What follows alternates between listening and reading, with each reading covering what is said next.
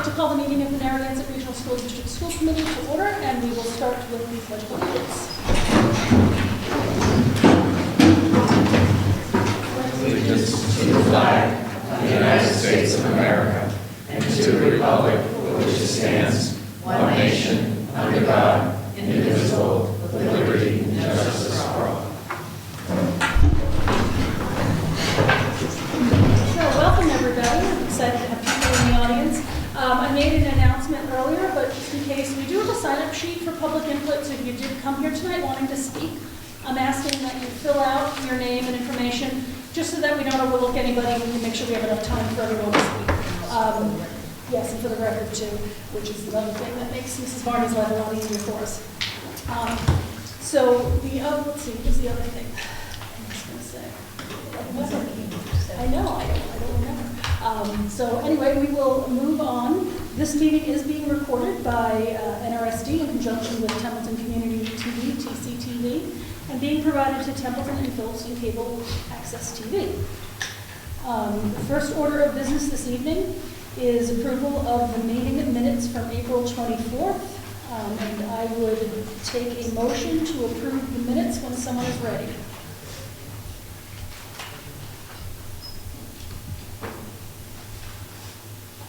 I make a motion to approve the minutes of April 24th. So I have a motion. Do I have a second? Second. A couple seconds. Any questions, comments, concerns with the minutes? Does anybody need just a few moments to sort through it again? Some no's. All in favor? Aye. Opposed? Passes unanimously. Abstain. Abstain. We have one abstention. I'm sorry.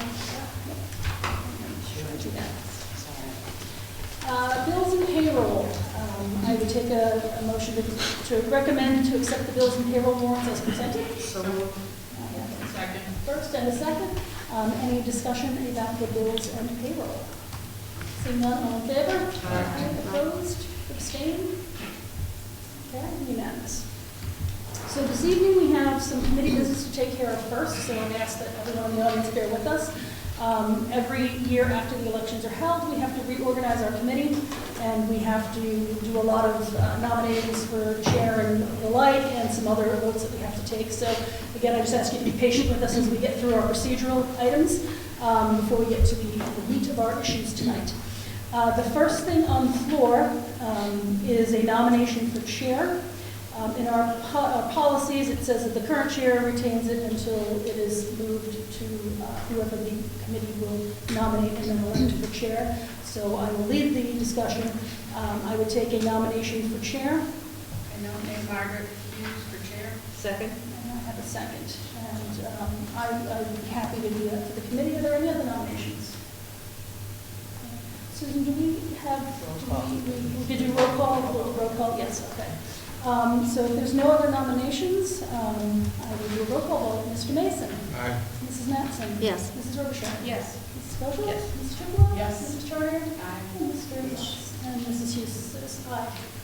Thank you. I appreciate the vote of confidence. You're doing a great job. Yes, thank you. The second piece of business is I would take a nomination for vice chair. I nominate Rhea Triplett, vice chair. And I do a second. Okay, so I have a first and second. Do I have any other nominations on the floor for vice chair? Okay, seeing none, is there any discussion? Seeing none, Mr. Mason? Aye. Mrs. Matson? Yes. Mrs. Robichaud? Yes. Mrs. Coker? Yes. Mrs. Chippewa? Yes. Mrs. Charter? Yes. Mr. Marks? Yes. And Mrs. Hughes says yes. So unanimous. The next order of business is our treasurer. We need to appoint our treasurer as well as work on the new contract for our treasurer.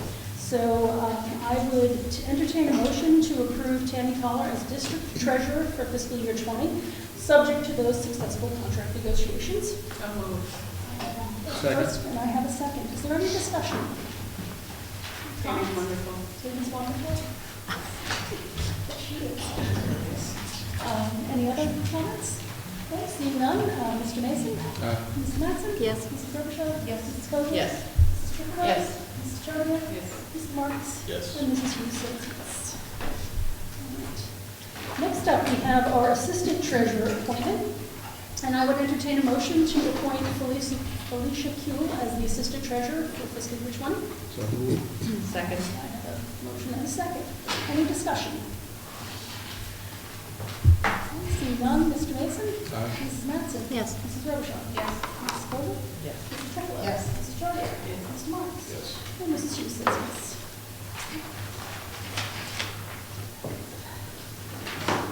Next up, we need to appoint a secretary of the school committee, and I would entertain a motion to appoint Dr. Casavant as the secretary of the school committee. So moved. Do I have a second? Don't Second. Any discussions? No? Mr. Mason? Aye. Mrs. Mattson? Yes. Mrs. Robichaud? Yes. Mrs. Coble? Yes. Mrs. Triplowitz? Yes. Mrs. Chartier? Yes. Mrs. Marks? Yes. And Mrs. Hughes says yes. We need to appoint an assistant secretary of the school committee, and I would entertain a motion to appoint Susan Barney as the assistant secretary of the school committee. So moved. 20, I have a Second. motion and a second. Any comments? Thank you, Mrs. Barney. We know what we do first. Thank you. Mr. Mason? Aye. Mrs. Mattson? My goodness. Mrs. Robichaud? Yes. Mrs. Cole? Yes. Mrs. Triplow? Yes. Mrs. Chartier? Mr. Marks? Yes. And Mrs. Hughes says yes.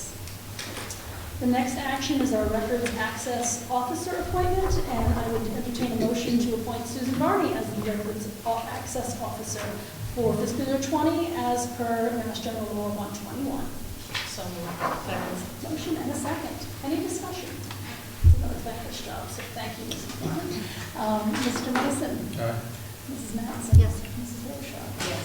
Mrs. Kosher? Yes. Mrs. Triplowitz? Yes. Mrs. Chartier? Yes. Mr. Marks? And Mrs. Hughes says yes. Next up, we have our MASC delegate appointment that would represent the committee at the MASC conference when the delegates get together to vote on actions. Is there anyone who's interested or someone who wants to nominate? I'd like to ask Robert Hughes, who has done it well for us in the past. Second. Okay, I'd be happy to do that. That was a motion. And I make a motion, yes. And is there anyone else that would be interested in doing it? I don't have to do it, someone else certainly can. I see lots of shaking heads. So I'll be happy to represent us at the MASC conference as our delegate, and that is at the 2019 Delegate Summit. That's the actual year we're in. I have a motion and a second. Any other conversation? Thank you. You're welcome. Mr. Mason? Aye. Mrs. Mattson? Mrs. Robichaud? Yes. Mrs. Kosher? Yes. Mrs. Yes. Triplowitz? Mrs. Chartier? Yes. Mr. Marks? Yes. And Mrs. Hughes says, okay. The next is our legislative representative appointment. We haven't done this in the past, but we do have a policy that's out there that says that we will appoint someone to look at legislative issues that come around, keep the committee informed of various legislative items out there, also perhaps advocating with various organizations like MASC, Mars would be another one, and helping with any advocacy efforts. Is there anyone who'd be interested that we could nominate? Well, I think you've done this for us as a committee member, so if we can nominate you, I make a motion. Seconded. All right, I'd be happy to do that. So we have a motion and a second. Any discussion? Mrs. Hughes, she's happy to do that for you. Mr. Mason? Aye. Mrs. Mattson? Yes. Mrs. Robichaud? Yes. Mrs. Kosher? Yes. Mrs. Triplowitz? Yes. Mrs. Chartier? Yes. Mr. Marks? And Mrs. Hughes says, okay. All right. Well, no, it's okay. Yes, no, it is absolutely, no. The next item of business is we need to appoint our CAPS district representative, and I would like to make a motion, entertain a motion to appoint Dr. Christopher Casavant as the fiscal year 20 CAPS district representative. Second. I have a motion and a second. Any discussion? Okay, Mr. Mason. Aye. Mrs. Mattson. Yes. Mrs. Robichaud. Yes. Mrs. Kosher. Mrs. Triplowitz. Yes. Mrs. Chartier. Yes. Mrs. Marks. And Yes. Mrs. Hughes says, you got it.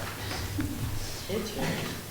The next appointment is for the fiscal year 20 FLLAC, because I'm call it, okay? District representative and an alternate.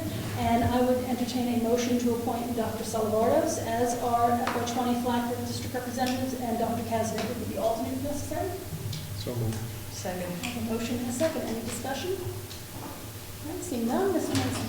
Aye. Mrs. Mattson? Yes. Mrs. Robichaud? Yes. Mrs. Kosher? Yes. Mrs. Yes. Mrs. Charter? And Mr. Morris? Okay, so that takes us with our reorganization of business. Next up is just our annual business.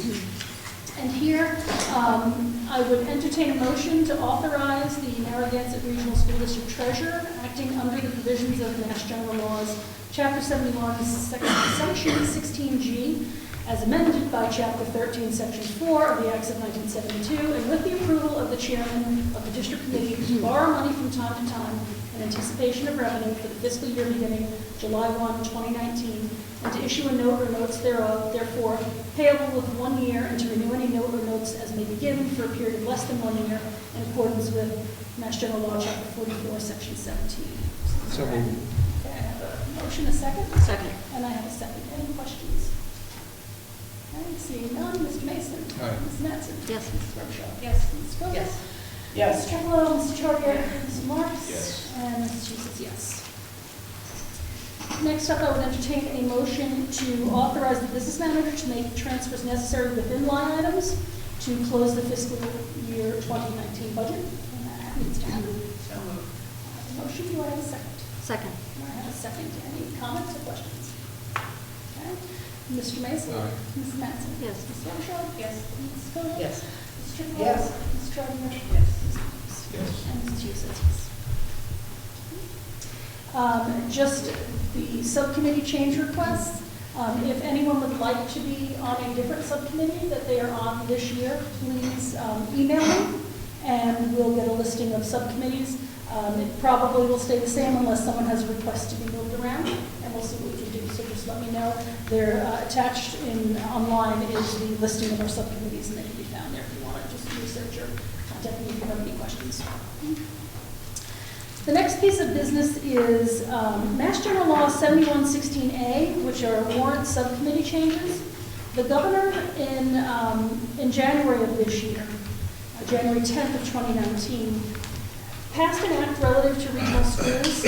And basically what the act said, without reading all the legal stuff, is that the regional school committee may designate any one of its members for the purpose of signing payroll warrants and account payable warrants to allow for the release of checks, provided, however, that the member shall make available to the board at its next meeting a record of such actions. And that this provision does not limit the responsibility of each member of this board in the event of a non-compliance with this section. Currently, as you know, we do have a 3-member warrant committee. When the Mass Municipal Modernization Act was implemented in November of 2017, they overlooked regional schools with this. There's some discussion, pro and con, of why we would do it, but I wanted to bring this to the committee and ask for discussion and some sort of potential motion if the committee would like to move to this one person for signing the payroll warrants, and we can make that change. But I wanted to bring this up and see if we had discussion, thoughts on this. Seems to be working the way it should be now. I don't see any reason to change it. So leave it with the 3 is your opinion? I don't have a problem. I agree too. I think it's uncomfortable to be the only person responsible to sign, so I prefer to keep it up. To share my opinion, I agree with you. I think that representative of the board, it's important that more than one set of eyes on everything. So we'll leave this here. If at any point in time it becomes an issue, we could certainly revisit this, but that was something that was put into law. We have a proposed. I have a question back. So if one person signs it, the warrant's good, correct? So, yeah. Even though we're all 3 of us We will would- eventually, let's say something has to get through. We would actually have to designate who that one person is. Oh, okay. So we would have to make that active change. to Okay, make that. then we're not going to do it. Okay. That's good. Yeah, and again, if something ever changes, we know we have this provision that we can look to use if we need to. The proposed fiscal year 20 school committee meeting calendar is out online for you to peruse. Just trying to think of the important things of note. I think one would be the first meeting is actually scheduled for the 2nd Wednesday of August, rather than the 3rd. And with everything that's going to happen prior to school opening, I think the 2nd Wednesday is probably a good date rather than our usual 3rd. The other things we did add to the calendar so people could plan for it, and we'll have to just confirm it. We did schedule some tri-board meetings that we can meet with the Templeton Select Board and Phillipston Select Board will invite the advisory and finance committees to come as well, plus anyone else. And those are on the calendar for October 28th and January 29th. And again, once everyone has a chance to look at this, we'll reach out to the towns to confirm and get that on their calendars. We're looking tentatively to have our first budget hearing February 26th, which mirrors what we did this year, with our budget vote March 4th. So again, we moved those up a couple weeks from what we have been doing prior to this year. And our budget finance meetings, again, we'll hold them as a committee of the whole and do them an hour before the regular school committee meetings. And if in fact we need to schedule more, we'll do it at that time, but that's how we'll start from there. So if anyone has any comments or sees any conflicts when you start looking at this, you could email myself or Mrs. Varney and try and figure out if we need to make any adjustments, because this is the first time everybody's really get a chance to look at this. All right. The physician's contract. We need to, a motion to sign the physician's contract, which we are retaining the same physician, the same amount on retainer, and this just protects us for whatever we need for physician duties in the district. So I would entertain a motion to sign the contract. So moved. I have a motion. Do I have a second? Second. And I have a second. Any discussion? Seeing none, I'm going to continue with roll call service. Mr. Mason? Mrs. Mattson? Mrs. Rochelle? Yes. Mrs. Coachell? Yes. Mrs. Earl? Mrs. Charter? Yes. Mrs. Marks? Yes. And Mrs. Hughes says yes. Okay. We've added just two other items to add to our normal annual business. Is just a review and appointment of our legal counsel for fiscal year 20. So the first would be the review, and I look to Dr. Kazan to offer an opinion on the services we're receiving. Thank you, Madam Chair. Miracle Connell has been fantastic for us. They've been very responsive, and they have provided us with a lot of assistance and guidance the last 3 years at this point. So they certainly have earned every time. So I would certainly recommend that we engage them again in the contract. I would entertain a motion as such. Should someone so inclined?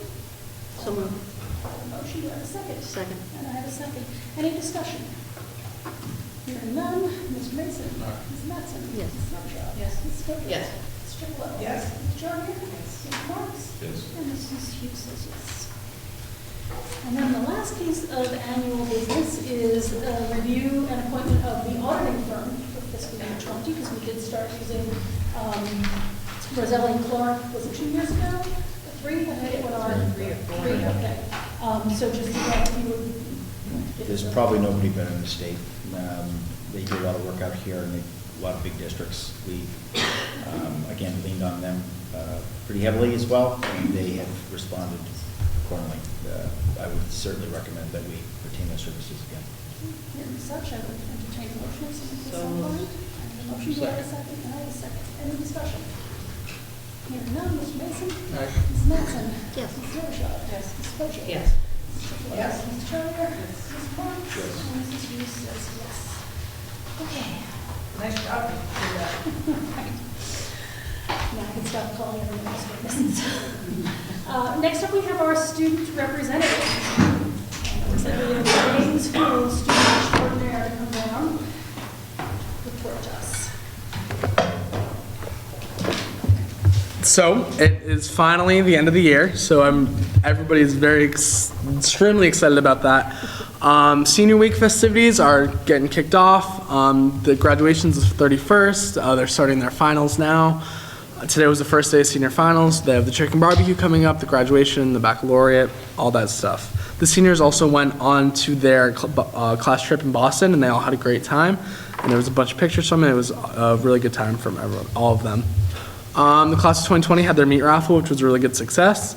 There were the Honor Society inductions, and Honor Society hours were filled by babysitting at both of the town meetings.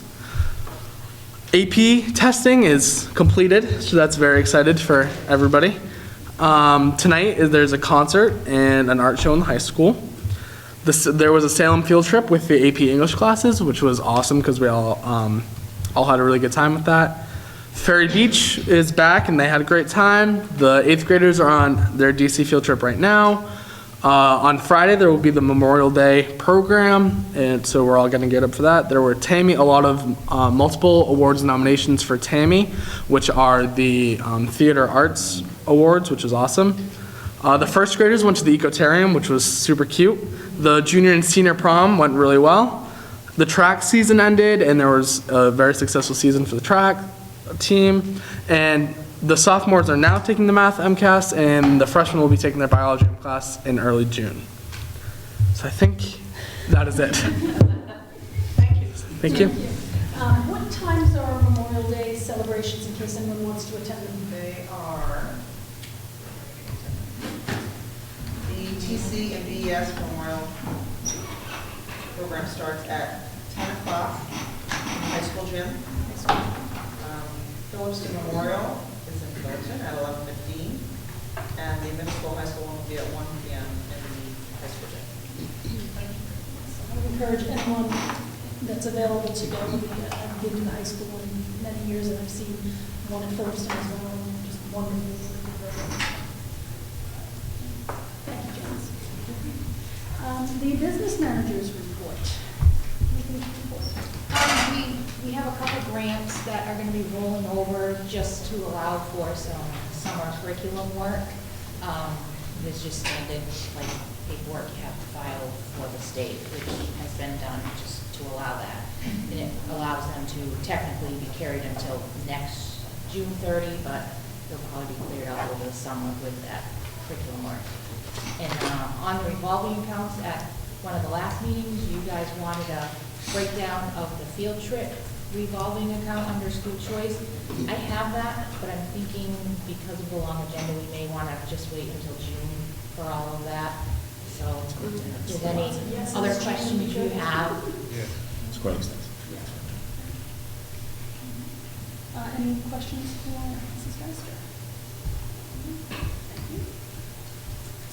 And we have an out-of-state field trip that we were going to talk about. We discussed this at the last meeting. Mr. Rathbone came and presented. They're looking to do a high school band trip to Montreal on May 1st of 2020.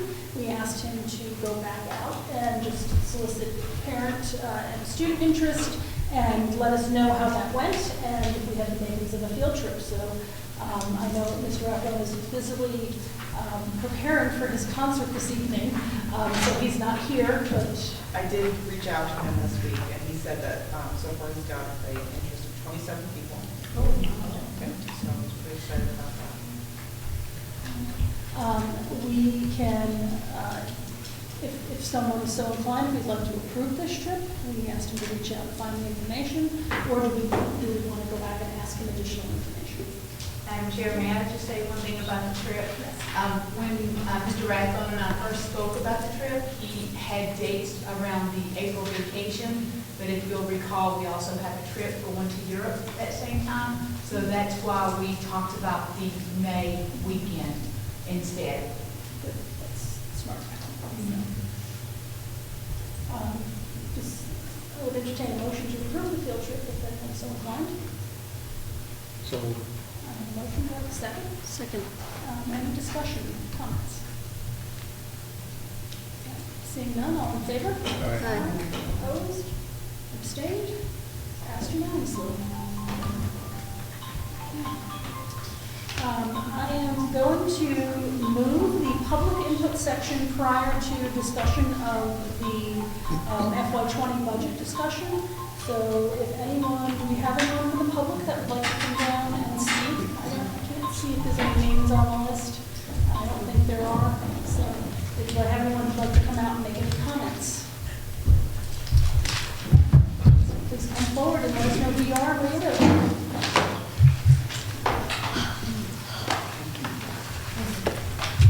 Super nervous. Okay. My name's Bridget Gauthier. I'm from Phillipston, and I'm here about the school. And I'm here on behalf of not just me, but also a bunch of my school moms that are all devastated about the vote and our concerns about where our kids are going to go to school next year. I understand that you guys feel like your hands are tied and everything, and that the funding's not there. But this isn't about The funding is about these kids, and switching these kids is going to be so hard on them, not only because they're so accustomed to this small school. They've built a family. Every teacher there knows all these kids, their backgrounds, everything, their quirks. They all have their own stories, and they're going to lose that. And all because people didn't vote the way that they were supposed to, or how people wanted them to. This isn't about the money. This isn't about any of that. This is about these kids. They're being affected because of finances. Whether we think it's a good idea or not, it shouldn't affect them. And it's scary for them because, like, my daughter cried because she doesn't want to switch schools. She doesn't know who her teacher is going to be next year. She has no idea. And that's hard because this has been her school from preschool. This has been her friends, and it's devastating for all of us. We're just hoping that somebody can tell us what it is that we have to do to keep our school open. That's it. Okay.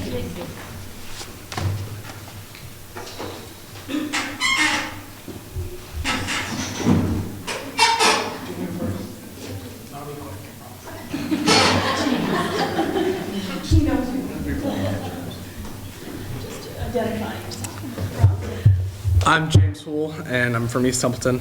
I just want to thank all of you guys for all the hard work that you do. And as being a student, I can see firsthand all of the beneficial effects that your hard work does for us. So I just want to thank you. So no matter what happens, thank you. Thank you. We're not going to have a snow day, James. I tried. Hi, Christine Bennett from Phillipston. I just want to say it's hard for me hearing that emotion because I would have felt that so much more 2 years ago. But my son is going to be in 6th grade, so he won't be affected either way. But I still have all the same feelings. While I do understand that many people in both towns felt that they could not afford another tax increase, I'm still extremely disappointed that the override did not pass with so much at stake for the teachers and the children of both towns. We're told that up to 19 staff members will have to be let go now. There were prevailing comments going around that 30 students per class was not too high. The teachers should be able to teach no matter what, and that whatever was good enough for them as kids was good enough now. But actually, if you ask any working teacher, things have changed. There's so many more kids on IEPs with less attention spans. They have to spend so much more of their time just managing behavior. They don't have enough time to teach as it is. And with that many more kids in the class and fewer aides in the classroom to help them, that will not be effective. The teachers of the district who remain will, of course, do their best, but the children of both towns will not have the learning environment they should. Regardless of why it was voted down in Templeton, this override will impact Phillipston the most, as we stand to lose our school as we know it completely.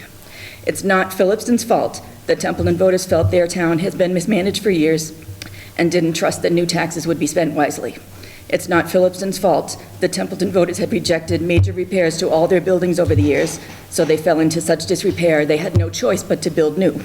It's also not Phillipston's fault that they waited so long to choose a site that they lost 20% of potential funding from the MSBA that would have helped them pay for that new school. But Phillipston will still be the one to lose its school because of all those things. We've always maintained and cared for our school, including recently adding a new playground out back, but now our children will be forced to go to Templeton Center with very little play area, and we will have no say in its future maintenance. In addition, we would be responsible for repairs to PMS, even though our children would no longer attend there beyond kindergarten. It's a lose-lose situation for us. But that's just about the building. Phillipston will lose much more than that. Our school has been the heart of our community for decades, not just for education, but for celebrations and commemorations, for creating and enjoying our town identity, for building relationships with our town library, our first responders, our town government, our church meeting place, our cultural council and historical society, and our seniors who have never failed to support the school which they built and also attended. This singular vote could destroy all of that. I am sad and angry that Templeton finally getting their new school is only coming at the complete expense of ours. Please remember that though we do our best to act as one district, we are two separate towns, and each town's votes and rights should be respected and taken into consideration. I ask all members of the committee and the administration to please fight for the original budget, and failing that, to reconsider which cuts and measures would have to be made to accommodate the failed budget, and try to please save our school. May I ask do you have a copy of that? It's messed up now, I can email it to you if you like. Great. And do tell us if we heard what you said. Thank you. Is there anyone else?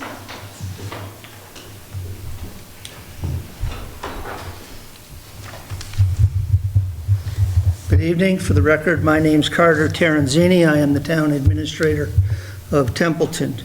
I don't want to relitigate any of this budget process.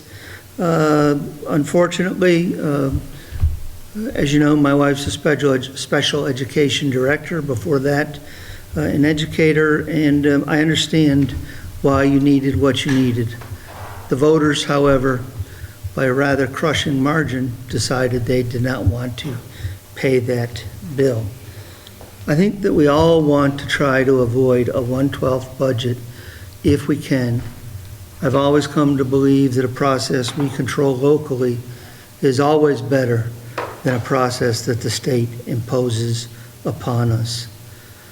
Depending upon how quickly you move and the number that you move at, our community is prepared to hold a special town meeting as early as June 19th.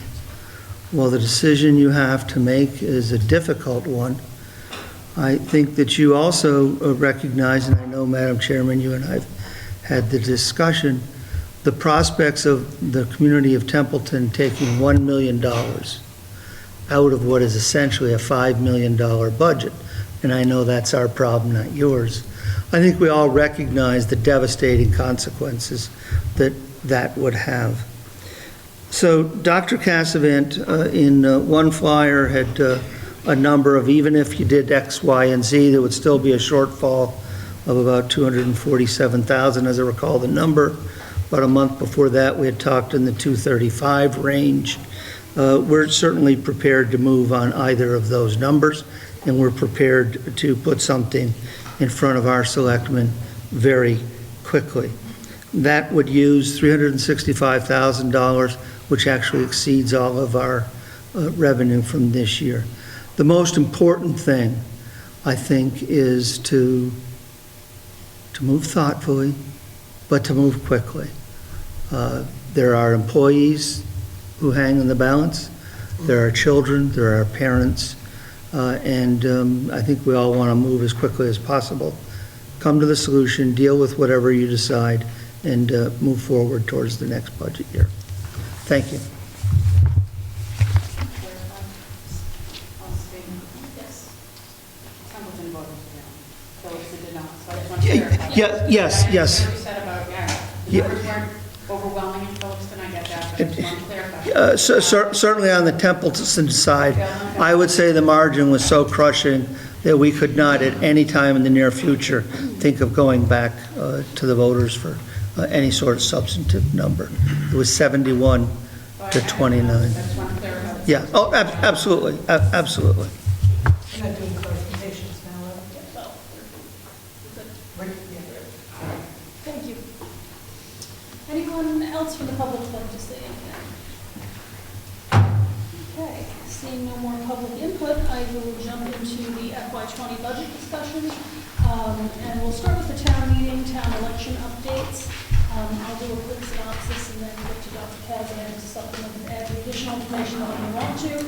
But as everyone I think is well aware, both of the articles for the override monies passed on town floor at the town meetings. The election yesterday had the ballot articles that was the sisters to the town meeting. And Phillipston did pass the override amount. Templeton did not. So according to law, the school committee now has up to 30 days to recertify a budget number and present it back to the towns.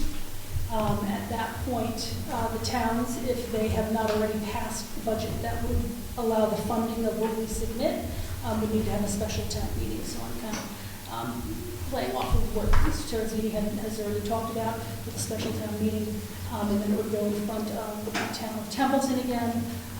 for that vote, the special town meeting.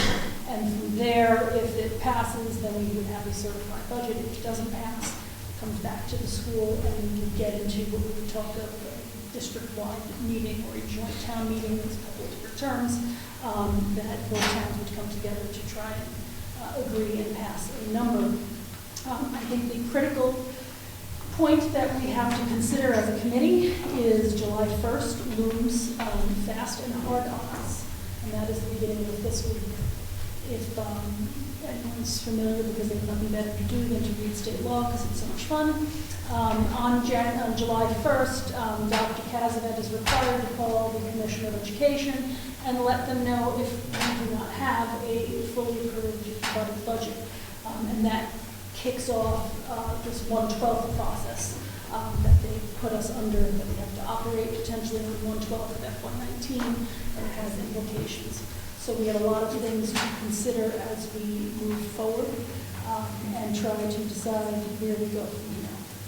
So, Dr. Kazavet, did you add anything to that?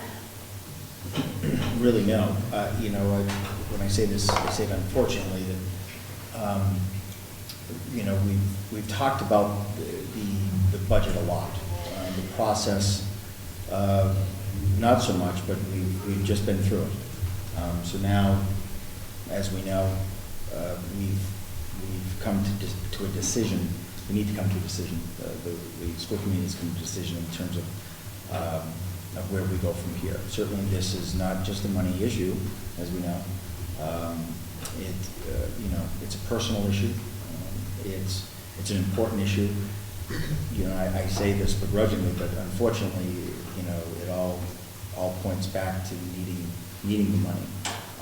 And so, again, I think we've talked quite a bit about the actual budget, the dollars and the cents, and where we sit and where we project to be, and et cetera. So from this standpoint, there really isn't much to say again, unless there's some additional questions or concerns or something to that effect, right? But we've known what the numbers have been for a while. So.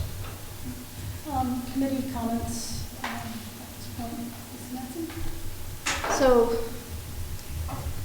my take on it, where it was 50-50 pretty much in Phillipston, and it was so overwhelmingly voted down in Templeton. I'd like to look at the numbers and discuss with all of you the budget. I'm not saying that we change anything. I'm just saying just to think about the way it was voted. I know it was on both town floors it was approved. But I'm just wondering, you know, if, because it was voted negatively in Templeton by such a large margin, if we do something about that, seeing that we were elected to look after not only the kids, but also the people we represent.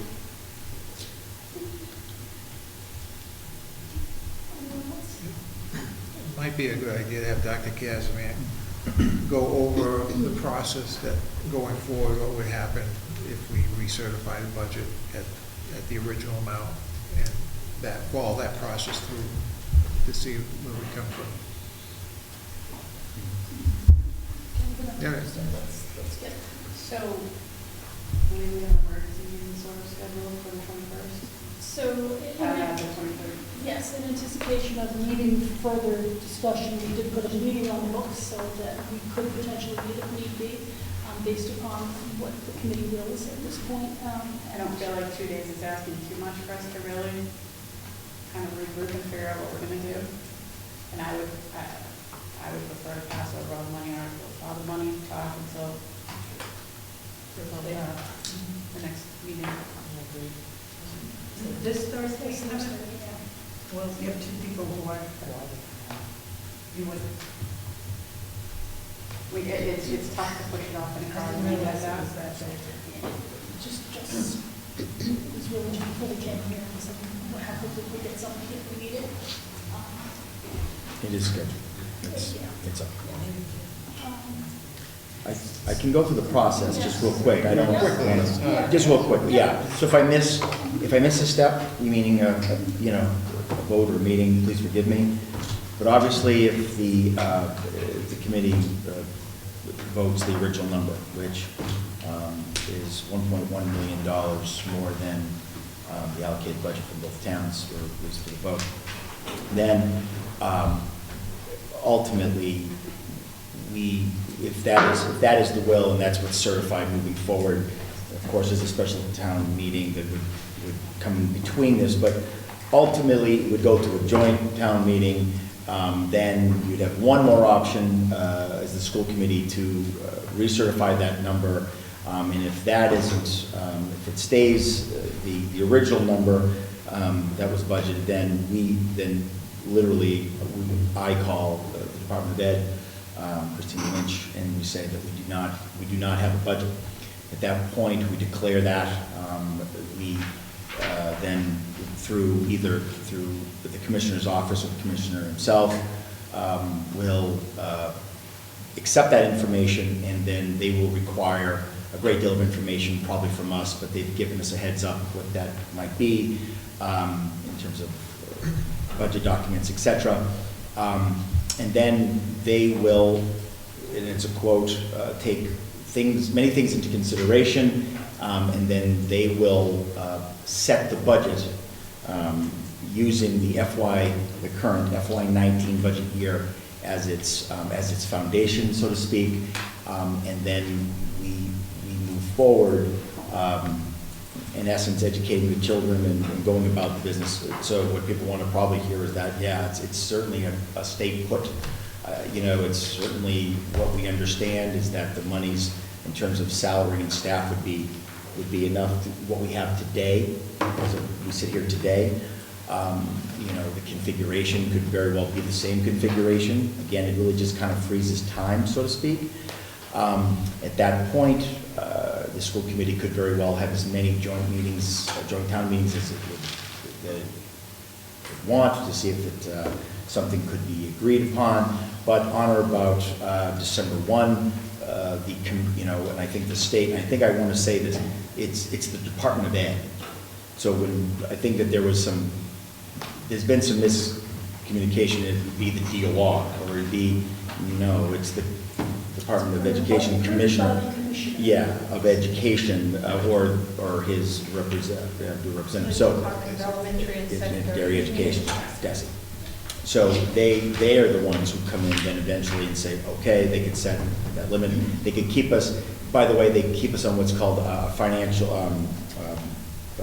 oversight, which is they're not paying our bills by any stretch of the imagination.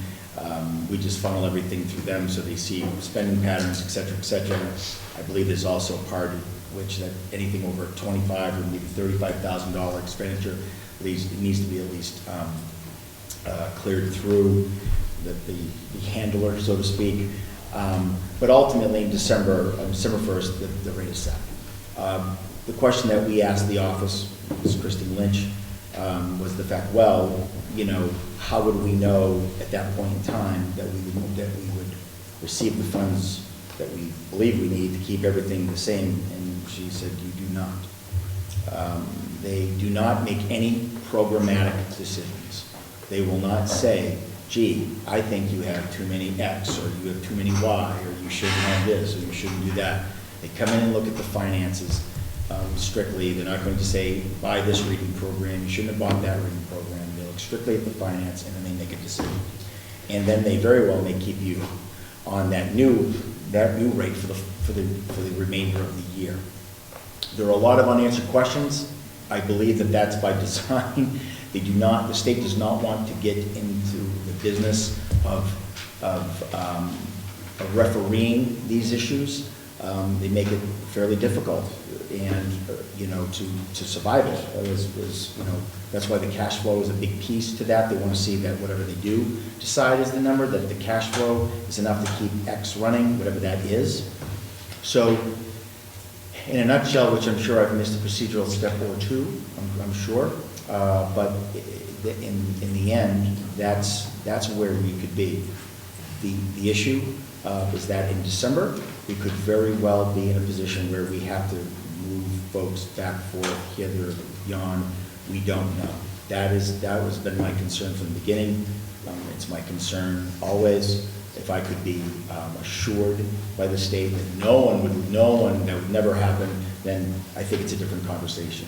We ask that, they decline to answer that. So that's what it is. So if by December they haven't increased our budget very little, then we only have a few months to make all those cuts. Right. And to do anything in the middle of the year is just crazy.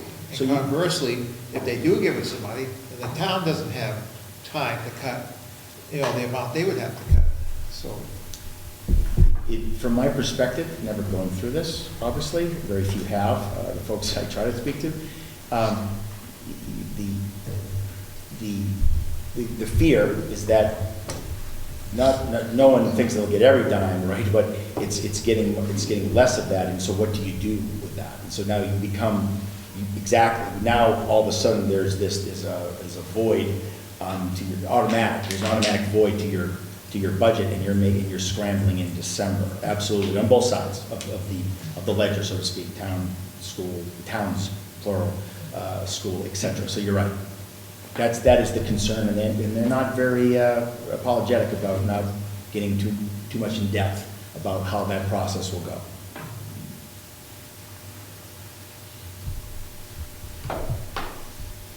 They basically want you to take care of your own house. They want you to take care of your own house, and this is my personal perspective on this. They want to make sure that you don't go to the well more than once. They are not in the business of coming in and making decisions for not only schools, but for municipalities. And so the process sounds a bit archaic, but I think it's honestly, quite frankly, by design. If this was easy, then everybody would do it, quite frankly, right? Because it'd be an easy out. You could just say, well, the state made me do it. I mean, on both, anybody could say that, right? The state made me do it.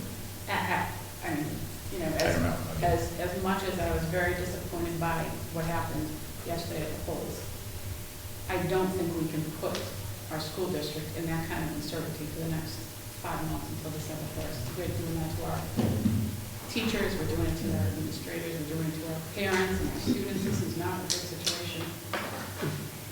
From my perspective, first job is safety, and the second part of my job is everything else.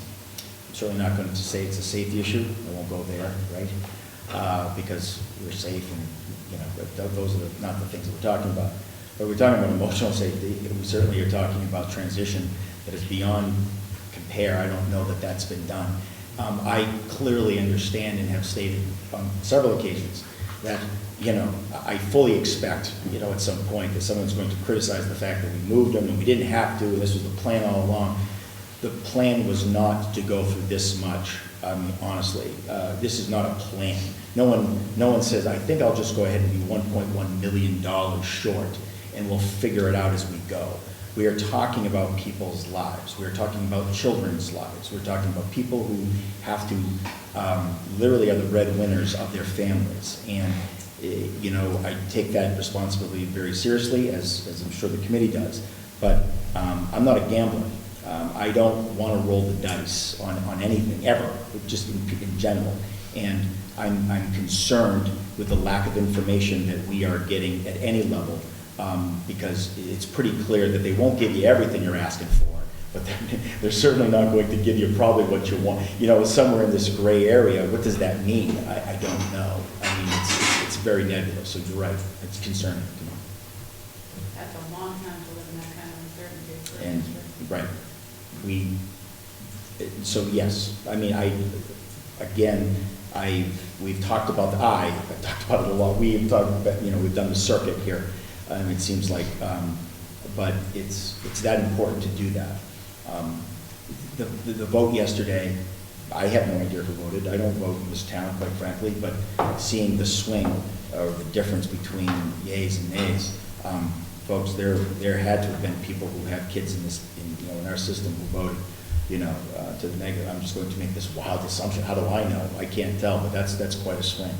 And so, all I said was I just wanted it to go to ballot. I just wanted the democratic process to take place.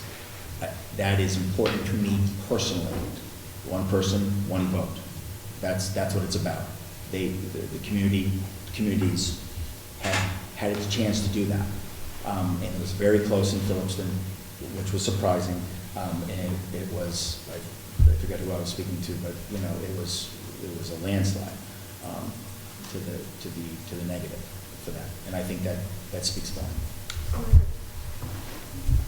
The other surprising thing that I find is that we did the reorganization committee where we kind of tried to see what was going to happen with the elementary schools when Templeton Center was to open, and found that Templeton wanted their own children to go to Templeton, and Phillipston wanted to keep their own children. And what I find surprising is that, Templeton residents would put up a stink about having the Phillipston children in Templeton school until it affected their own pocket. And then it was, well, okay, that's my assumption anyway, with the way that it voted. Yeah, and I have to, honestly, I was, by this point, I was grumpy, by the town meeting, as I'm sure everyone else was. And the fact is that the school committee, presented a fully funded budget, and I said this at the meeting, based on what both communities made very clear a year ago. In this very room, we had a conversation. I believe some of the select board members were here at that time, and it was clear that there was going to be a need for a large override. Nope, we could not project how much. That's impossible because you never know what the state is going to give you in terms of aid, or just in Chapter 70. But we knew that it was going to be large. Right. And given that, yes, there was a definite, there was no doubt about what folks felt was important then. Mm-hmm. I think though, with time, in terms of looking at, we know that we can project, at least financially better, or at least accurately to a point, because we're so dependent on state funding, that people have said, well, you said in the past that if we get this override, we're going to, this doesn't make us, this doesn't take care of forever. Well, no offense, but of course it doesn't. You need $1.1 million to balance. So no matter what happens, cost of living, whatever a case is, that's going to go up. So unless some funding mechanism literally falls out of the sky to produce more money, then of course there's going to be this issue of need beyond what I would say a reasonable increase. Look, this is the business side of education, which is absolutely horrible, because we are talking about children, we're talking about emotions, we're talking about community, we're talking about center, we're talking about schoolhouse, but you have to, unfortunately, have money to do those things. From a financial perspective, it's fairly easy to see where we're going.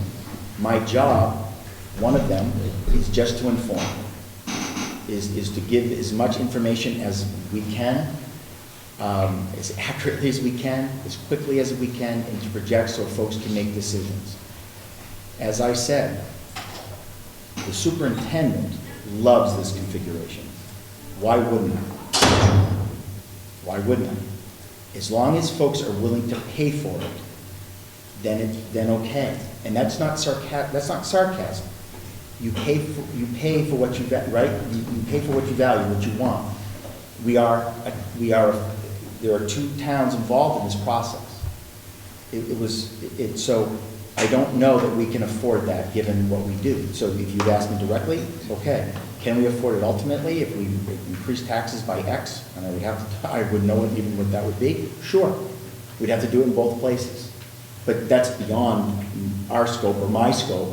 And my job, unfortunately, in this case, is just to say, this is what our numbers tell us.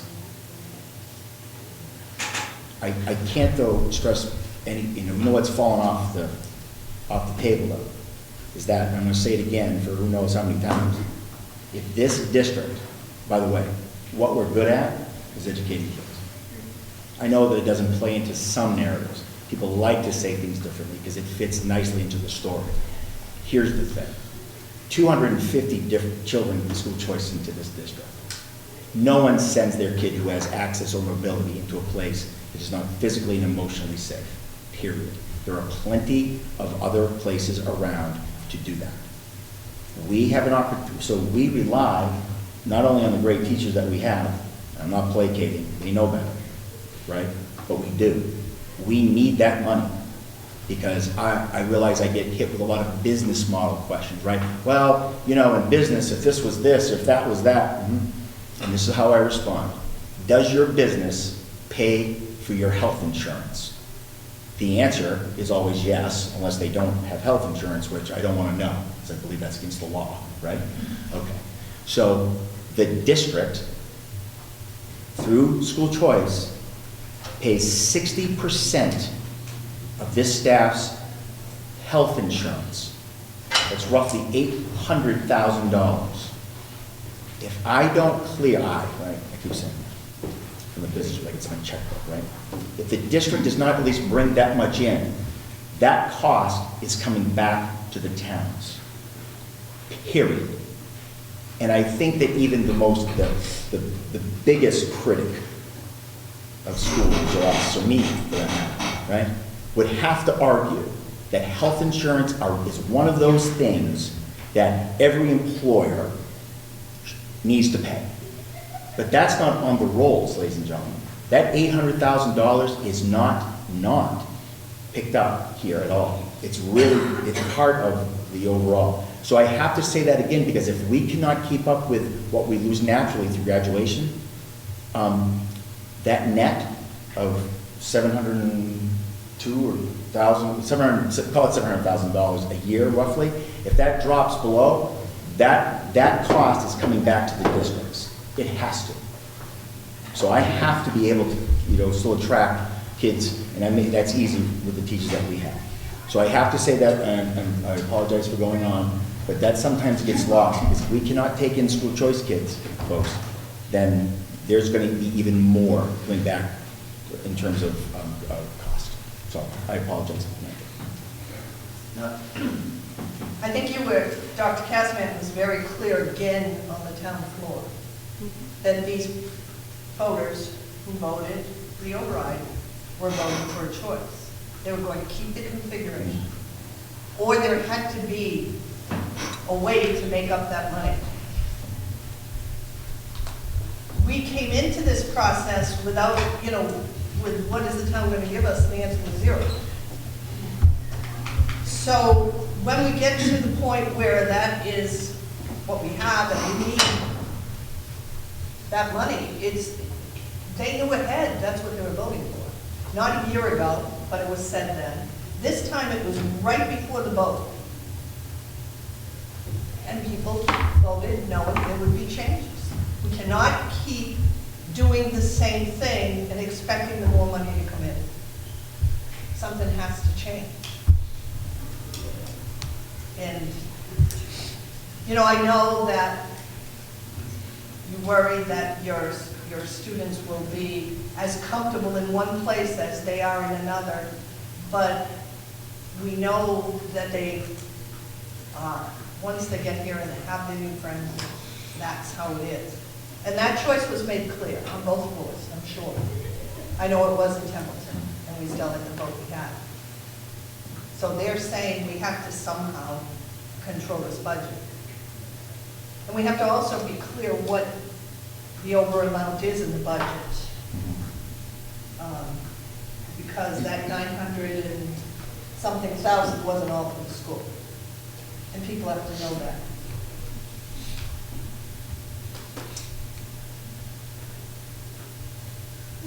Comments? Yeah, I just want to say that I think that the committee and the administration here has done a lot of work. Starting back with the reorganization. Again, everybody knew that this was coming. Everybody put a lot of work into this. We did work. We had some joint committees. We looked at this budget. We really did try to get it down to where we needed to be. But it was a decision that this is the budget that we put forward. This is the money that we said we need for this school, for this district to run forward. And I think one of the things that I really worry about, and everybody really needs to understand, is the fact that we could do some serious damage to this district, okay? And that's the problem. As Chris, started to say, we do a great job of getting kids in here, the school choicing kids in here. We could really damage this district, and that will really hurt. We'll never get that back. I mean, if we get that reputation, it'll be a really hard thing to get these students back in here. So, obviously, we do have some decisions to make, but I just want to put that there. And with school choice, it's funded. They're bringing in money. It's money. I'm just going to reiterate, I am not ready to make a decision on this vote this evening. I'm not ready to certify or recertify. I mean, I don't even think it's just as simple as moving the kids from Phillipston to the Templeton Center School. So I think there's a lot of things we still need to look at. It's just not that simple. We have a meeting for Thursday night if we can. What do you want brought to the meeting? I want to have time to really sit down and think about it and try to take the emotion out of it. Just want to make sure you have Because it. it is an emotional thing, because it is an emotional thing across the board, because Templeton was pretty clear that they didn't want the Phillipston students in their building, and it's very clear in Phillipston. I shouldn't say it's very clear, because really it was only 233 voters that got out, but it is, that's an emotional thing to take those kids out of that school, and that's an emotional thing for me as well as. So it is, I mean, I understand that this is, I heard Templeton loud and clear vote down the override and by 500 people, so we know that this budget is not getting passed in Templeton. I just don't know what we're going to do at this point in time. I'm not ready to make that decision right now.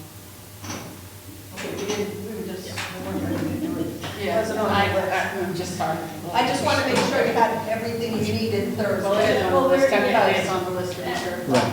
Yes. Or to certify the vote. And I will get to what we need for Thursday in just a minute, as soon as I know everybody's done. Just clarifying, it's only 11.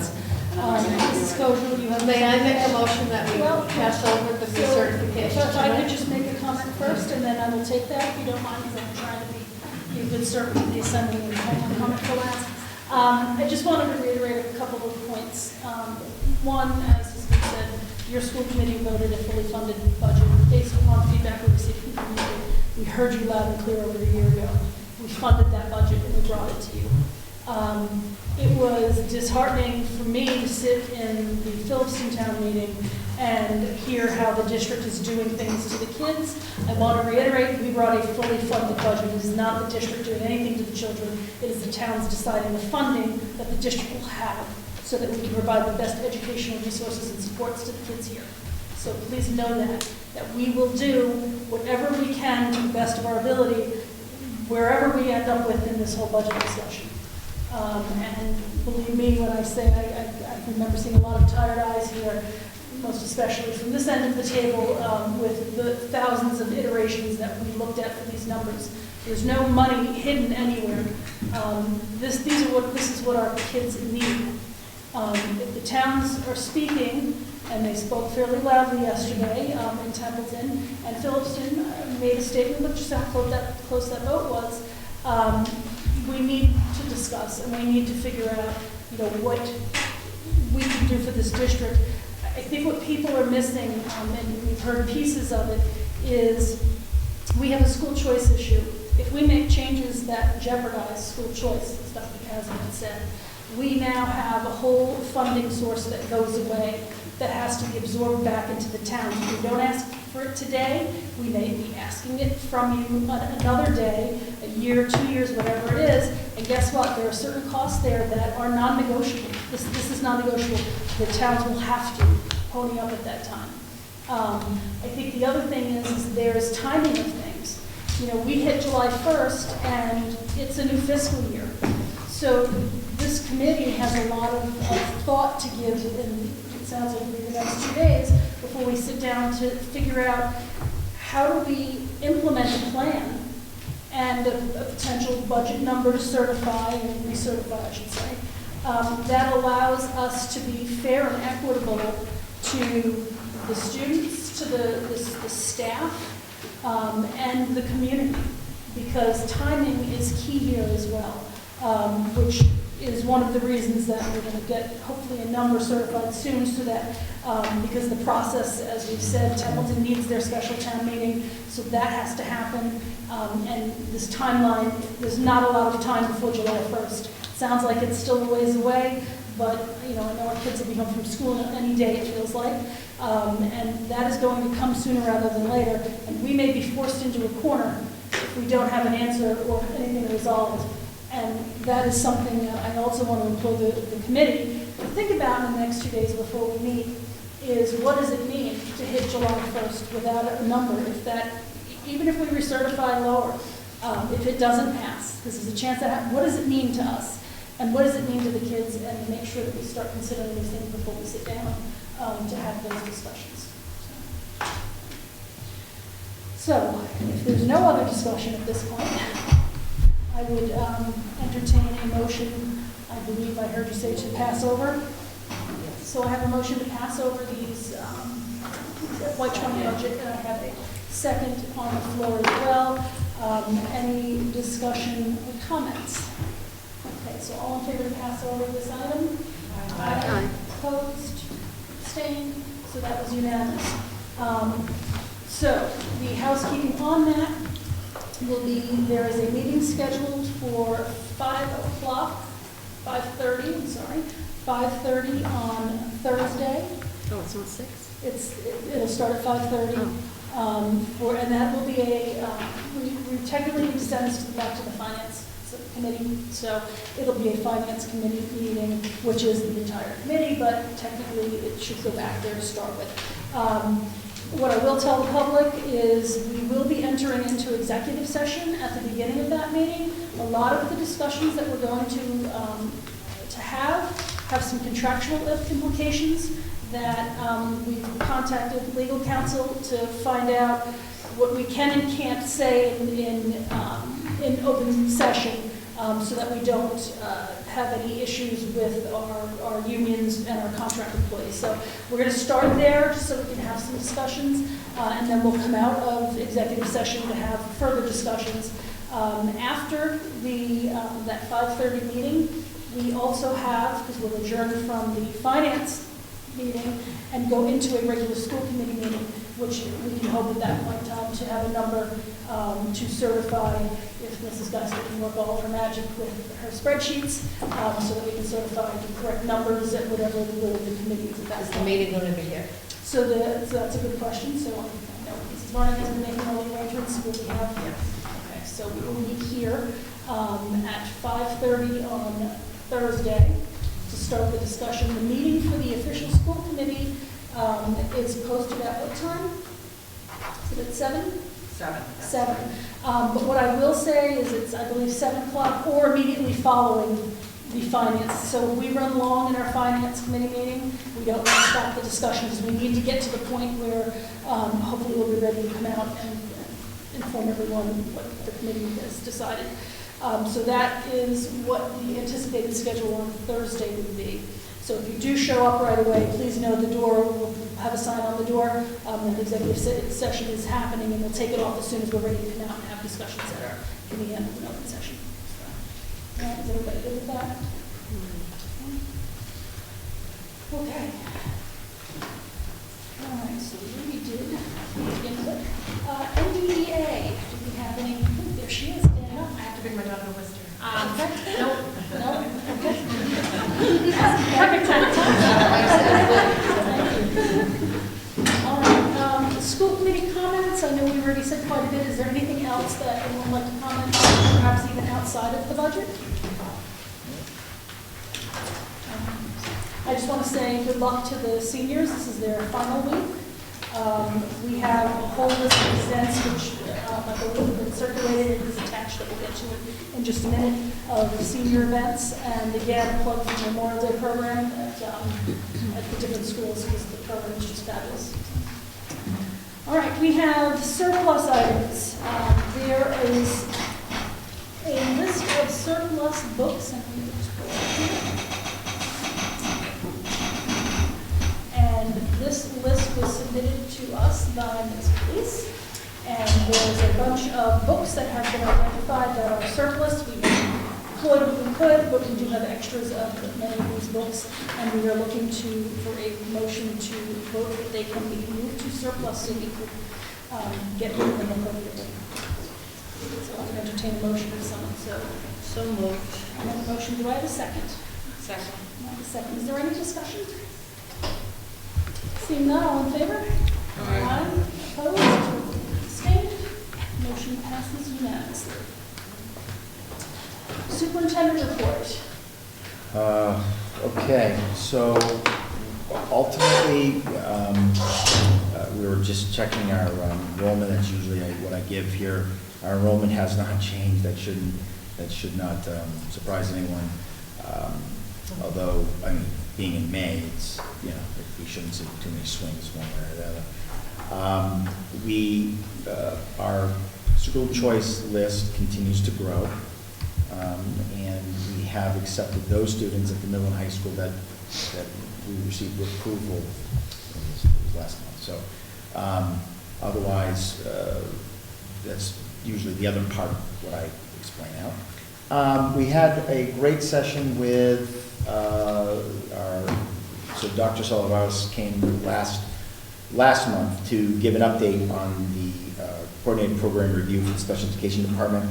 We had some things to kind of clean up. They were not huge things, which we were happy. Two of the policies that I have here tonight were approved back in August, but there has been since then been updates in terms of just very minor language changes. So instead of, like, for example, in bullying, it was students who, it's actually persons who, whatever. So those type of things, that's, the handbook needs to mirror, of course, the policy when it comes to these type of things. The other was student discipline, is that there was a couple lines regarding in-school suspension as being a deterrent, et cetera. So again, small language changes. But we've done all that we can do, and so we're on the final stretch in terms of all of our homework and the things that we need to clean up and correct. Given just the conversation, that's really all I have here tonight, short of just the budget and all those type of things. So I'm sure you're fine with that. I'm sure. No, really, keep going. Okay, well, I was 11. There is an end-of-year event schedule, and I know that I believe the school committee had received an invitation to the academic excellence banquet. I don't know if everyone got that. I think you had your RSVP, was it maybe to yesterday? But I'm sure that if you didn't want it to go, you could probably talk to Mrs. Vassell, who's sitting here smiling at us, that she might slip you in. So we've got the whole list. The graduation is 6 o'clock on Friday the 31st, so we hope everyone can attend, weather permitting outside, and I guess we'll find out the day before. Is that what we look for? Yeah, we're watching the weather. We're hoping it'll be outside, and I know the seniors are really excited about it because they'll be the first class with the new bleachers. So they're very, matter of fact, I was just talking to some in the hallways. So they're very excited about it. The girls are talking about which shoes they need to wear to make sure they don't sink into the ground. So, yes, they're very excited. Excellent. Okay, so if anyone has any questions about any events, I know it was emailed to us as well, and obviously this is excellent. Oh yeah, do you need us to let you know who and how many for us? Yeah, so that way we can reserve seats, please. That would be great. All right, maybe we can do that, maybe, maybe Mrs. Barney, would you shoot us an email while you're sitting there and we can. And we do have the chairperson and the vice chairperson as part of our program again, as well as, of course, Dr. Cassavant. So we are getting that stuff. Appreciate it. I appreciate you inviting me. I'm just glad to be The tagged. seniors just want to know if you'll wear those big glasses. It's none of their business. All right, and the last item, well, not the last, the second last item is curriculum instruction. We were going to ask Ms. Felice to just give us an update on some grants that I think we haven't reported on officially yet, but I know that we. Yeah, we can just tag team. Yeah, just- Again, we have just our grant sheet. I think there was a couple of just omissions or some numbers being changed, but I'll give you the big number, and then Kate can talk about the grants that we received, honestly, in the last month. But, we're up to $159,000 in competitive grants for FY19. I said month, and then see. Yeah, can you? That's my explain- Okay, I'm sorry, okay, FY20. Can you explain, you said Sure. competitive grants, Yeah. and I think it's really important Yeah. that everybody understands why they're competitive and how much of an honor it is. Yes. So yes. the Department of Ed sometimes says, hey, you should just apply for this because you'll probably get it. That's not competitive, obviously. But then there are just grants that we see, that come across in many different ways or venues. Obviously, Kate's done a fantastic job in this area with our technology, which we'll talk about. But we've done a really nice job. We actually, I don't think we haven't received a no in the last, knock on wood. But one of our biggies, our care coordinator that works at the high school, which coordinates services in and out for counseling services. I mean, that position is paid for. That we do not pay for that position. Because we have that person, we received that grant, so to speak, we received a Blue Cross Blue Shield outreach grant, which then will help pay for going into people, to homes and outside, outreach is really working with families and children in the community. And that was $50,000. And we received, and Dr. Salvares certainly, I wish he was here because it was the enhanced school nursing grant. That's been an elusive grant around here. Districts have it, some do, some don't. It's a hard grant to write. He wrote it, and we received it. That was worth $70,000. Is that the grant that, nobody in this area has gotten? Everybody got it? Gardner, who's had it for a very long time, but what I have to say is that there were 23 districts in the state that received the monies, something to that effect. Only 5 were brand new to the process. They just weren't just recurring. We were one of them. And there were a good number of districts on the list that had the grant before and did not. So they were bumped off the grant list. So this will help with our nurse leader position as part of it, but also working with our school-based, our care coordinator and our food service folks in terms of working with folks, kids who might have some issues with depression, et cetera, and how does that correlate with a proper diet, et cetera, and exercise. So again, Dr. Salvares can do a heck of a lot better job than I can explaining it, but that is a big deal just because it's so very hard. And then of course, obviously Kate, we certainly talk, the technology stuff, but. So, the only error on this sheet is in the Project Lead the Way row, all of those items should shift one to the right. To the FY20, that's. Yeah, like fiscal year 18 is really 19, 19 is really 20, 20 is really 21. So the total for all those grants that Dr. Cassavant was talking about, in addition to Project Lead the Way, there's a little big yellow school bus grant, curriculum grant, for fiscal year 19 is $131,710, and for fiscal year 20 is another $159,500. And that number encompasses some of the grants that Dr. Cassidy spoke about. So altogether for Project Lead the Way, we've received now 4 grants, 1 for middle, 1 for high, and 1 for TC and 1 for Phillipston. So those totaled $87,500. The first 2 were over fiscal year 19 and 20. The second 2 are over fiscal year 20 and 21. So this year that we're in currently, we received $39,000 of that money. And that's for middle and high. Next year, we'll have the last year of the middle and high money plus some the elementary money. And then I'm going to probably apply for an expansion grant for them to provide us some additional resources. That money primarily goes into durable goods, right, that we need to get a technology program up and running. So that went into computers, a large part of it went into robotics kits and other supplies for the classroom that are reusable. The district needs to contribute annually for the fee and for the consumable parts, which are much less costly than the durable goods that we need. The other grant that we got, as you know, that we're adopting an English program for K-5, and there was a grant on the Department of Ed website for districts that were adopting a new curriculum to work with teachers to write curriculum, and I said, that sounds like us. So we wrote that grant. We got that for $9,500, and that's entirely stipends for teachers to work together this summer. I have to say that I put that out there to the elementary teacher community to see who was interested, and like everyone is interested. I have over 20, maybe 23 teachers that want to do that work. They're very excited to have the time together, but obviously to have some compensation for their summertime to do that work. So that's pretty exciting.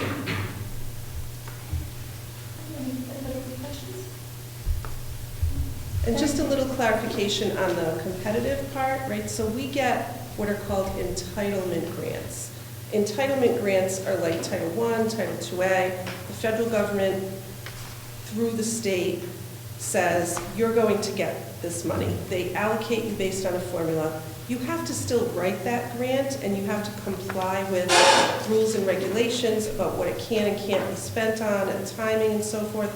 But you're not competing for that money because it's been allocated. It's called an entitlement grant. These grants are grants that you have no guarantee of getting. It's money that is provided through various funding sources. Project Lead the Way is provided primarily through the 1-8 Foundation in the Massachusetts STEM Hub. That's where the funding source comes from. I'm sure the telehealth and the Blue Cross, the funding comes from different places, but you have no guarantee of getting them. So they're considered competitive grants because you're competing against others based on the quality of your application. Thank you. And thank you to yourself and Dr. Salvaros and everybody else who contributes to all of everything that goes into writing grants. It is not an easy process, and we certainly appreciate the time and effort that you all put in and the difference that it makes for the kids. It's great. Just a question, because I know we had a robotics team compete. Yes. Those kids who came out, was that in this? Yes, first off, they did fantastic. Let me just say that in every possible measure. They had 4 robots in the top 10. 2 of them were undefeated throughout the entire process. How it ends is that once you get through to where you get to team up with another school. So we teamed up with Cushion Academy, and it pains me to say, but it's really a mission of kind of king of the hill. So the robot has to get up on the hill and basically knock off and it's something to watch. We were watching it on this live stream, and it was only 2 seconds left to go, and the Oakmont robot knocked us out. But the fact is that there were 30 some odd robots there, or something to that effect. They did a tremendous job. I mean, not just like, oh, that's nice. Really, we only had 4 robots. Some teams had 12, 15 robots in the competition. we had 4, and 2 of them were in the top 10. They were undefeated or something like that. It's unbelievable. So, and they just did a great job. And this is part of it, right? This is part of STEM. It truly is. It's just one small part, not all robotics and knocking things over and such, but it's the fun part. But they did a great job. I am. I go in there every day and ask for a robot. They just will not build me a robot. Can I just add one little thing to that? As Dr. Caspian said, all of the STEM programming is not robotics, but Mr. Gagnon does a tremendous job with the robotics course, and he teaches automation and robotics at the middle school, and then he has this competition robotics class at the high school. But in the last week or so, I also was in his classroom, not as exciting as the competition, maybe, though it is. And there was I believe it was his 8th grade class, teaching first graders about robotics. And they do this every year, and it is just something to see. It really is. The 8th graders working with the first graders to, do whatever the task is with the robotics, and the first graders are so excited to do it. And it's just been a really nice little thing that I think Mrs. Jilson primarily is the one that brings her kids, and they arrange that, so. That's great. If Ms. Lyons could step out behind the camera and maybe talk about the TAMIs, just a little bit more of the specifics, because I think we got kind of lost up in the TAMI Awards, just the... Yes, we did get nominated for 8 TAMIs. I can tell you what they are if you give me a minute. Sorry. I was on an emergency trip, so I didn't get to go. Let me see. I can find it too. I'm sorry. I didn't mean to put you on the spot. No, that's absolutely fine. I did, and I encourage everyone to follow the district's Facebook page. Yeah, pictures are awesome. Because all of this stuff is out there, and it was wonderful. I had seen so many of those kids at prom the night before, and they were all dressed to the nines the next night for the TAMI Awards. So it was very exciting for them. I'm trying to find who told me. We did win 2.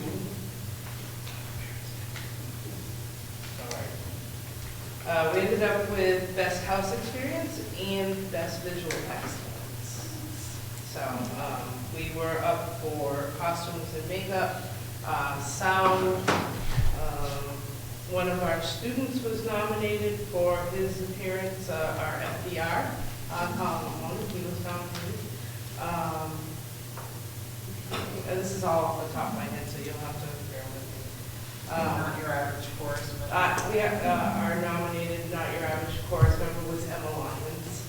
So it was really nice, and the kids get to wear their prom gear all over again, and they went on Sunday all dressed up in gowns because it's this big gala that they hold, and they do hors d'oeuvres, and so it's very nice. They had a good time. I did find a list of the nominations. Yes, we do. Thank you. Best Featured Actor, Colin Mahoney. Best Chorus, Best Stage Crew, Best Technical Excellence Sound, Best Costumes, Hair and Makeup, Visual Excellence, Best House Experience, Not Your Average Cast Member. Yeah. So it's the most nominations we've had in a few years, so it's very nice. Awesome. Thank you for sharing that. And send our congratulations along to the cast and crew once again. The production value is fabulous, and they'll deserve the awards and all those nominations. So. Now we're researching for next year. Never ends. Oh, yeah, never ends. Margaret, can I just, one other event, last Friday, I think it was the Quabbin, or the students attended the Quabbin School Day Games for the Mass Special Olympics. And that was, although the day wasn't all that nice, it was a little bit rainy, but it was a great day. And I have to say, the special ed department did a wonderful job with those kids to push them to their limits and get them to do everything. And not only that, there was a wonderful send-off after whichever it was. They had everybody, the younger kids bust here, and which was the first time I think that's actually happened, that all of them, and they came through with all the high school and middle school kids aligned in all the hallways, so they came up through, and of course the band is playing, and it was just great. It was great and fantastic, and did it rain? Oh my gosh, it was wet. But you know what? They're like, this is fine. But it was just great spirit. Of course, everyone is just wonderful. So we have a lot of great pictures. They'll be going up. We have hundreds of pictures, so they'll be going up on the website as well. Thank you for sharing. Not all of those. Alrighty, so we have, we're up to subcommittee reports. Academic administrative, we've kind of already reported through. Finance, we've done to the facilities. Anything to report on facilities at this point? We haven't met since last time. We haven't met since They haven't the met, last so time. we'll get an update next time. Policy, we have some second readings and adoption of second reading policies. Mrs. Kojal? Yes, the following are up for a second reading. They are IJLA, and that's an update, library resources. IJM, proposed for deletion, special interest materials. IJNDD, proposed update, policy on social media. IJOA, proposed update on field trips. IJOA-1, proposed for deletion. It's also a field trip thing, but we have it in the handbook, I believe. IJOB, proposed update, community resource person speakers. IKA, proposed for deletion, grading and assessment systems. IKAB, proposed for deletion, report cards, progress reports. IKB, proposed for deletion, homework. IKC, proposed for deletion, class ranking, grade point averages. IKD, proposed for deletion, honor rolls. IKEA, proposed for deletion, academic incentives, penalties. IKF, proposed update, graduation requirements. IKFC, proposed for deletion, letters of recommendation. IL, proposed new, evaluation of instructional programs. IMI, proposed new, teaching activities and presentations. IMB, proposed update, teaching about controversial issues, controversial speakers. IMD, proposed update, school ceremonies and observances. IMDB, proposed for deletion, flag displays. And IMG, proposed update, animals in school. And I would entertain a motion to accept those as a second reading. So moved. All those in favor? Second. Discussion, sorry. Yeah, Sorry. so just a second. I'm moving I'll along. second. Okay, and I also have some policies for first reading. So that was unanimous. It was. Everybody's- yeah. Okay. Everybody's ready. Yep. Okay, I have three that are brand new, and they are KBA, and that's community relations, KBBA, and that's non-custodial parents' rights, and the other one was school parent relations goals, and the third one which is new, is KCB, and it's community involvement in decision-making. So I would ask that you kind of check those out before the second reading next time. We're not gonna do that Thursday, so our June meeting. And a first reading for LDA, and this is an update, student teaching and internships, and we're just switching a few words. Instead of the word devise procedures, we are saying they will ensure there are procedures. LI, proposed for deletion, professional visitors and observers from education agencies. There's no corresponding policy in the MASC reference guide. K, community relations, KA, and it is school community relations goals, and this is an update to reflect more updated language as recommended by the AMSC.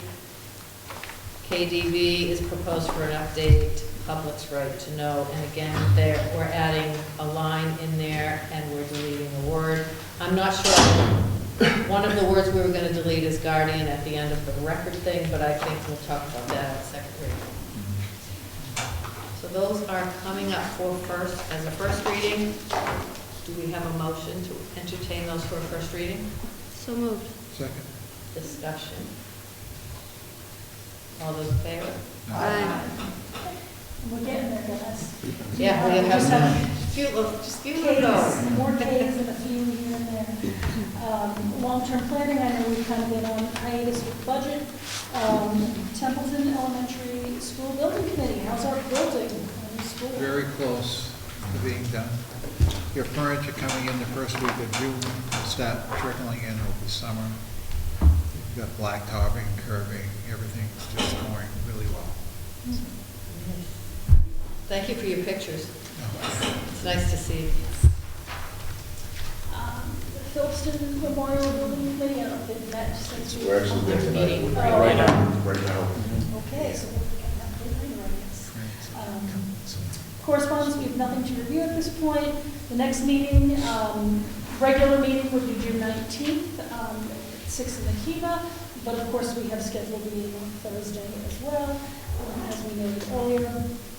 At this point, we will be going into executive session for reason number 3, to discuss strategy with respect to collective bargaining or litigation if open meeting may have a detrimental effect on bargaining or litigating position of the public body, and the chair so declares. The meeting will return into open session immediately following, so we can present what we've discussed. I would entertain a motion to do such. So I have a motion, do I have a second? Second. A couple of them, Mr. Mason. Aye. Mrs. Matson. Yes. Mrs. Robichaud. Yes. Mrs. Kojal. Yes. Mr. Cirillo, Mr. Chartier. Yes. Mr. Marks. And Mrs. Hughes says yes. So we will enter into executive session, and we will come back, which hopefully won't be too long. Thank you, everyone.